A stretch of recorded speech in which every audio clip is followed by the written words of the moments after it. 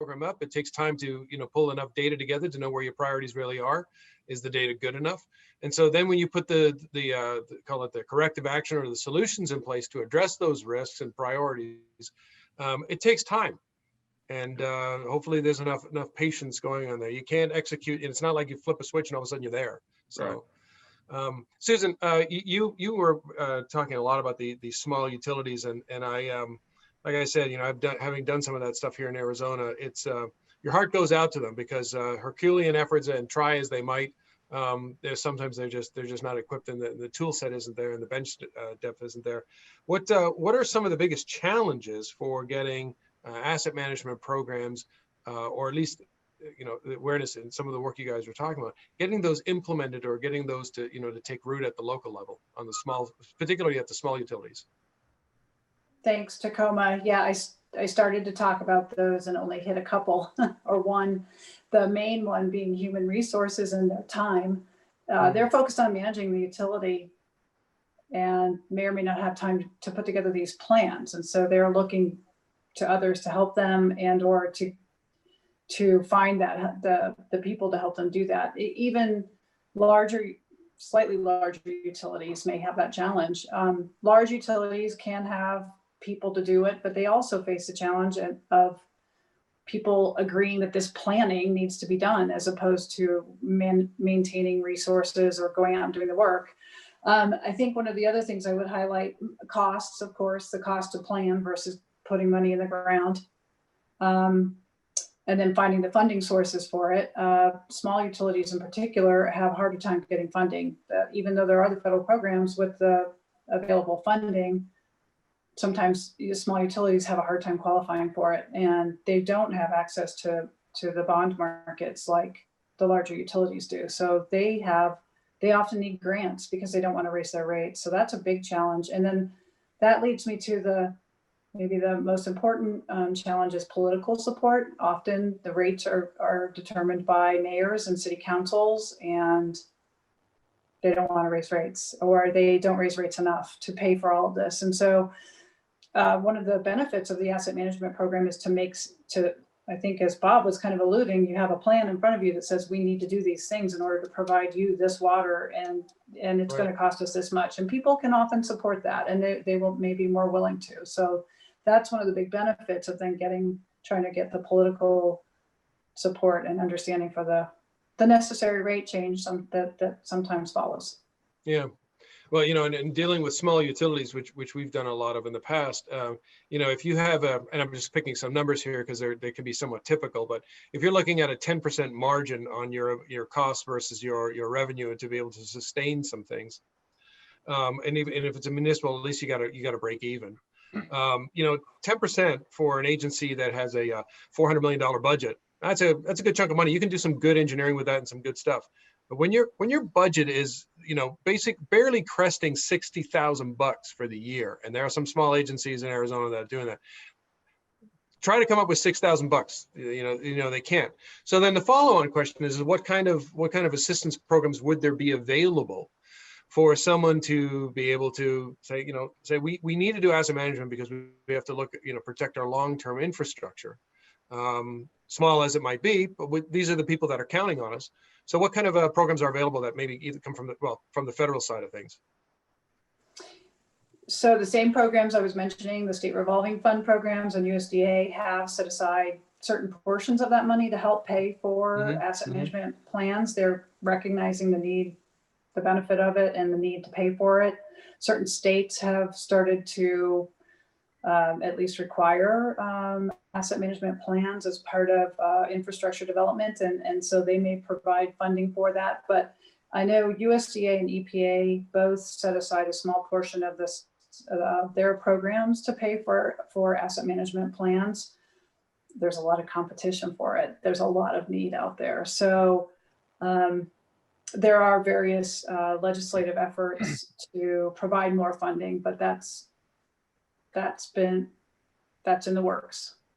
Yeah. So is there a threshold size that you know, you got a better shot if you're a half MGD plant versus a 5 MGD plant, or is it, you know, if you're getting something to the size that, you know, David Collinsworth is running, well, I'm sure you have, like you said, you've got other financing options, but is there a size threshold above which or below which you haven't got a hope and a prayer? Depends on the states, because the Mm. states are the ones that are driving the funding sources. They get the money from EPA. USDA USDA drives their funding from headquarters through their state offices as well. But EPA's funds go through the states, and the states decide where they're going to prioritize their funding. And so looking at the state program that manages the revolving funds, and their criteria, that's where the decisions are made. Yeah. And I'm not sure I've seen a trend as we look at the various state revolving fund programs. There are some, like New Mexico has focused because they have so many small utilities. They have focused some funding on small utilities, and maybe Montana and some of the other states have as well. So Tacoma, real quickly, the America's Water Infrastructure Act of 2018 through the EPA, for potable drinking water only, they really targeted, you know, all water systems, community water systems supporting 3,300 population and greater, need to have this risk assessment, basically an asset management plan. So they kind of put the requirement out for them to enhance their emergency response plans, but also do these risk assessments. But of course, no funding provided. But that was their threshold, was that 3,300 population and above for drinking water systems. Was it risk or resiliency? Yes. Right. So they wanted. No, they are two different things. So well, yeah, you know, they wanted you. The law basically says, you know, that you're going to do a risk assessment, right? So look at condition, look at criticality. You know, good old fashioned asset management principles in understanding your infrastructure, as well as, you know, do you have a funding vehicle to right. fund those projects? That then actually fed into your ERP. Almost every utility has an emergency response plan, and they wanted your infrastructure risks to kind of go into your good old classic kind of natural disaster ERP. So again, that was targeted on 3,300 and above. Let's follow this thread on funding a little bit and bring that over to the two asset owners that we've got here. So as David and Robert, sorry, Bob, called you Robert because you showed up as Robert on the on the Zoom name there. So what are the funding sources you guys are able to leverage, and did you have challenges? David, do you want to go first? I was going to be a gentleman and let you do that, but you know, it's something that we've just decided that we're going to roll into our rate for raw water. And when we put proposals forward for municipalities to operate their wastewater treatment plants, it's just a part of what we do. So we haven't, but again, I also bragged earlier that our rates are really cheap. Our rates are really low. So, you know, there'll be growing pains and there'll be times of reckoning when we start reaching that price point of making of our customers questioning what's in our rates. There'll be times that we'll have to justify what's in there and why we're doing it. You know, from the perspective of working with a municipality, I think we're already sophisticated enough that we can show them that, you know, let's talk about a wastewater lift station. If we're tracking the life and the use of a wastewater lift station pump in our maintenance, then we can make, with the data that we have, a very educated decision whether it's time to replace a pump or to continue to work and repair the pump. So there becomes a bang for your buck right there. It's as we begin to progress on to things that are more difficult to show, you know, more just the prioritization of projects, of large capital projects versus the immediate bang for your buck, that it's going to be more of a challenge. Hmm. So we have at least 10% of our revenue that goes into our capital funding. Any large projects historically have been bond financed, and of course debt service also included in our revenue. lately, I'd say over the last 3 or 4 years, we have really launched an alternative finance program. We've been chasing a lot of grants. We've been pretty successful at the state level. We have received a couple Army Corps Section 219 grants. So I'm very excited to see Susan's presentation on the link between asset management and alternative financing. So I really do hope that grows and progresses, and that we're right there to take advantage, if you will. But that's pretty much where we're at. We chase alternative financing to help finance the larger projects and keep our rates down and our issuing of debt. And I will say, from having seen some of that go on, you've got the magic touch. We've been very fortunate. Yes.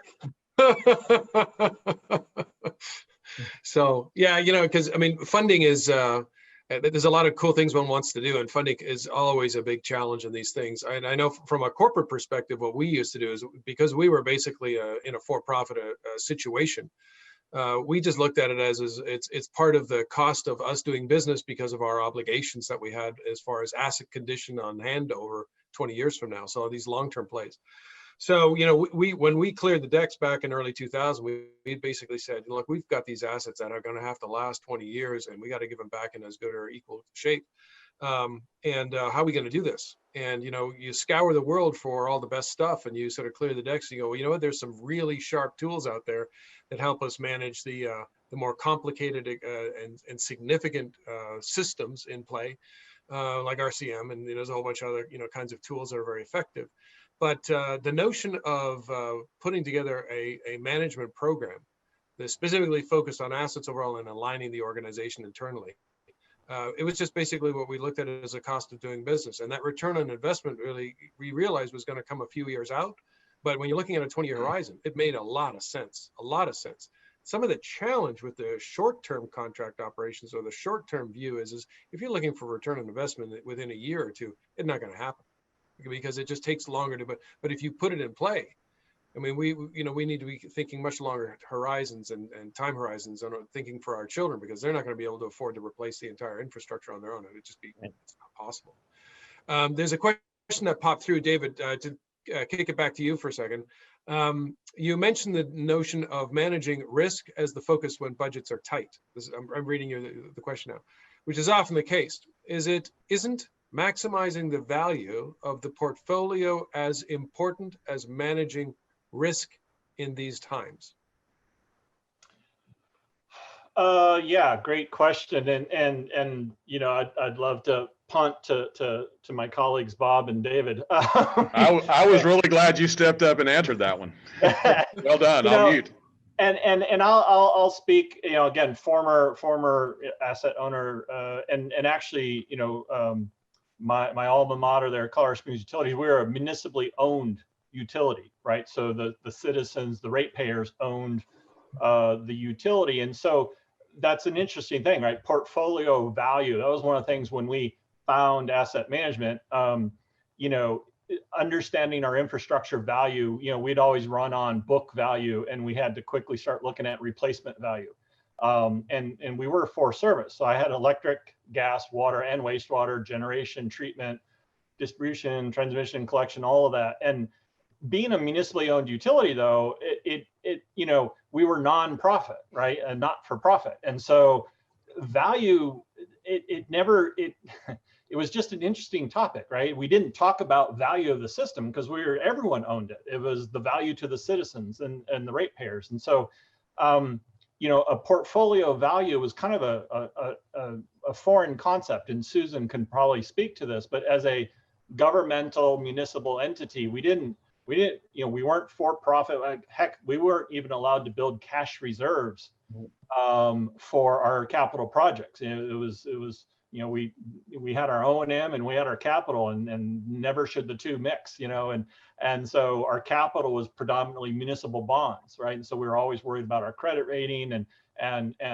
customer satisfaction, and our portfolio had to be worthy of the bond rating that we had, but it's I would think the American waters, the Golden State waters, of the country can attest to portfolio value, right? But again, in a municipal, we understood and we knew we had to change our concept from book value to kind of replacement value, just because of different costs, and especially as we were getting aging infrastructure and we were doing upsizing, especially some of the downtown redevelopment. The contractors and the various land developers understood depreciating assets and would say, well, these assets were already depreciated, we're only going to pay you so much to upsize, right? And so we definitely wanted to go from book to replacement value. But having a, maximizing asset portfolio value, it was actually more important in our energy side because of the deregulation of energy. But in the water, wastewater, we just kind of sat there dumb, fat, and happy, and it was just, we knew we weren't going to be ever deregulated, so to speak. Now, and those times are changing, definitely changing these in the current environment. But for us, it was, giving the ratepayer the biggest bang for the buck. And to us, that just meant, every dollar you give to us, we're going to spend it wisely on mitigating risk. And I think I would be interested in Susan's response to the portfolio concept, value of portfolios. Yeah, thank you, David. That is an interesting relationship to some work we're currently doing, looking at private water utilities and the fact that they do focus on value, and different states actually are treating value and focusing on value, book value versus fair market value in acquisition of utilities, and the effect that it has on rates. That's been something that we've been struck by, and the fact that the difference in those rates, the depreciated value of and real value of the utility versus the fair market value and what you can acquire it as, has a large impact on eventual rates. And so that notion of difference of value related to that asset and to the service provided is very different for private utilities versus the public utilities, as you pointed out very well. But then I think that the focus from the asset management perspective and replacement value is the one that we want people to have. What will it take to replace these assets over time? And are we considering that in the overall financing structure, so that we are capturing and replacing that value, at least, I think is what we want. I say we, meaning people who are managing utilities, including the federal government and investment in those utilities. We want to reflect the replacement value, and maybe not necessarily the fair market value. That's a different value. So valuation is different. And I agree with you. The municipals have a different perspective. I mean, not necessarily wrong. Yeah, and David probably has, with Brazos, I mean, we saw like a 3-to-1 ratio, right? Our replacement value was 3 times our book value, because our book value is, we started as an electric company back in the 1800s in Colorado Springs, and so our book values were non-existent, and so replacement value was key to making sure our customers understood what they owned. Yeah, we built a dam in 1929 for $17 million. Yeah. Replacement value now is well in the billions. So that's somebody's really, house cost that. Yeah. So really, how do we prolong what we have, and replacement costs are what we're focused on. Exactly. Bob, did you want to add anything to that? I know I've got something I want to just chime in on, but Bob, you got anything? No, I think that's very well covered. Yes, thank you. I really appreciate you guys brought a perspective on that I hadn't even been thinking about, and that is replacement value versus book value. And so from an economic perspective, of course, that's definitely something that's on the side of the maximum value, as far as asset management is concerned, to focus maximizing the value for the assets. But at the risk of being a reductionist, I'll say that there is an overlap between managing risk and maximum value. If you think of a Venn diagram, but they have their own areas that are exclusive to the other side. And anybody who's managed people, I think, will understand this if you've managed facilities. So if you're looking at maximum value, you want to do the right thing to the assets at the right time to not overmanage them and not underfund them, so that you are actually extending the life as appropriate, not to the end point. Beyond where it's financially viable. But as far as risk is concerned, there's a whole world that the finances don't touch, and that is, do the employees go back home safely every night? Because if you have systems and assets in play And those pose a risk to the employees, or they pose a risk to the environment, or pose a risk to regulatory issues. This is all part of the envelope that, you know, you do an initial risk and criticality examination on first in the first place. And while there is overlap in the areas that we discussed about risk versus value, there's this other world of, well, the values that an organization holds, that they espouse to, that are part of their stakeholders' requirements. It should be that the employees go home safe every night. We saw that particularly in the refining industry. I don't know, that's outside this particular sector, but there's a particular emphasis there, a very sharp emphasis on safety and process and procedure. And so when you're looking at that, even within the municipal context or private utilities operations, they are related in some areas, but I would venture to say, in fact, I'd stake a lot on it, there are some unique elements that reside in either camp and don't cross over so easily. So you guys definitely brought to bear the idea of replacement value over. I hadn't even thought of that in this context. So it looks like Nick is back up, and it looks like we're basically running out of time here. I want to thank each and every one of you for participating. It has been, I know we could probably keep on going for for a lot longer than this. So thank you again for very informative talks, engaging as well. I was very happy to hear that, and also for this panel discussion for contributing to this body of knowledge. And I really look forward to doing this again, at least on a quarterly basis. Hey, Tacoma, and I don't mean to cut anyone off here. I just want to quick flash our organizational member slide just to say, you know, that this would not be possible without these organizations. They're really great in supporting the Asset Leadership Network and everything that we do, like this event. And then I would just echo what Tacoma has said. Thank you all for being here, for those who participated in the discussion and those who watched online and those who will watch later. And if you speakers have some time, we could certainly just carry on. Otherwise, you know, feel free to say some closing salutations and sign off if you need to. Yeah, I'll stay on, and if anybody needs to go for it. But there are a couple other questions I think that are worthwhile, you know, posting up.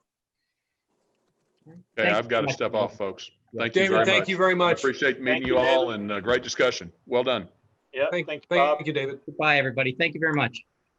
Thanks, Bob. Appreciate it. I'll touch base with you later. Sounds good. I've got, so David, thank you for staying, and Susan as well. Hopefully you can stay for maybe just a few more minutes. One of the questions that popped through, which I actually thought was kind of interesting, is who reviews an asset management plan to see that if it's actually worthwhile, rather than just a paper exercise? A very valid question. And I was just trying to type an answer to it as we were ending. So I'll start because I thought it was a good question too. If it's prepared as part of a funding package for a federal loan and or grant or loan from federal monies, the state office can look at it and review it, that the state office that it's submitted to. The federal agencies, in the case of USDA, they review different loan packages, and so they could review it. And that just is if it's for part of a package for a federal funding, So I'm assuming that in other cases, asset management plans, that when I've talked to utilities, I think that they can be benchmarked. You know, you could share that, or others could look at it. You can make sure you're meeting certain kind of benchmarks, and your management would review it for those benchmarks. But David, you probably have a much better sense of that. Well, my answer is a bit, potentially self-serving in that as a technology provider, we work on, in essence, digital asset management plans, right? And so who reviews it is pretty much everyone involved, and are the answers that are coming out of the end of, print report, are they even sensical, and am I going to make these multi-million-dollar decisions off of them? And so, it's interesting when you codify business processes into a technological solution, you immediately pick up all sorts of eyes, right? It's not just a paper document on a shelf. You can actually interact with the digital version. And so it becomes very quickly apparent that the asset management plan is worthless or it's actually generating some useful information, right? And so that's our goal is, to kind of have these codified business solutions that you can I call it lots of times the phoropter test. And you've all been exposed to a phoropter. You may not know what it was, but when you go to the eye doctor, that little device that they ask you better one, better two, and they get your eyes tested. That's the sort of approach we take, right? Is you put in your kind of your decision trees, if you will, your Boolean logic into everything. You're making decisions on risk and costs and all these things. And you're better one, better two. And then you get an answer and you're like, that doesn't really make sense. So tweak it to better three, better four. Now you start building clarity and you're realizing you're having to ask yourself some internal questions, basic asset management principles, and you start to fine tune that over time. So, there's and the rest of the world is so far advanced in terms of asset management plans, but even they sit on the shelf. And so it's I think this new digital era gives us a chance to really kind of take a look at these almost real-time amps and see if they even make sense, right? So you kind of have you have a very quick iteration of making sure that you are building something sensible. Right. Yeah, I think, and I probably do need to put a plug in for the ALN on this one, but also self-servingly, I mean, we've done a number of asset management plans and reviews for others, and I'm always struck with how complicated people can make them versus how simple they can make them. It depends who's helped them. There is a thriving business in obfuscation, and I would even say, so like, how much concrete can I sell? So and I think simplicity and straightforward is probably the best. And if you look at either the standard itself or the Asset Leadership Network has an ISO 55000 training program available, and there's a number of folks associated with the ISO 55000, or I should say the ALN, that can lend a hand and do a quick review from if they're not going for funding or whatever. But David, I think you also hit the nail on the head. Look at somebody else's, but we always have to remember they're in a different context. And when you read somebody else's stuff, you realize, oh, okay, that maybe works for them, or maybe you don't like the style of writing. But you can take the points away that that it just has to have a few essential things, and you can keep it simple.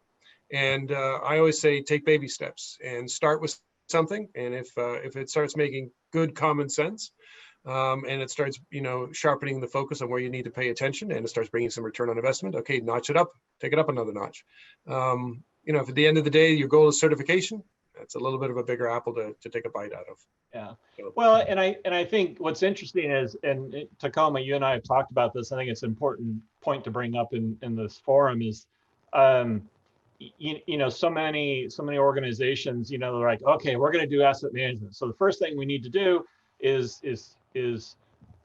inspect and assess the condition of every asset we have, and for the next 18 years, we're going to do that. And then we can start working on criticality, right? Yes.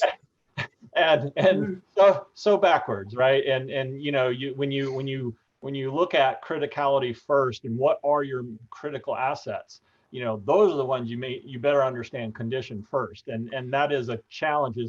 Oh, David, so close to my heart. I'm so glad you said that, but I didn't want to say that early on. Well, the amount of money we save by flipping the order and finding critical areas of criticality first and then expending condition money saved buckets and bucket loads of money. And it's a way more efficient process. Yeah. And that's what they advise. I'm sorry, I didn't mean to cut you off there. I just, it was like music to my ears.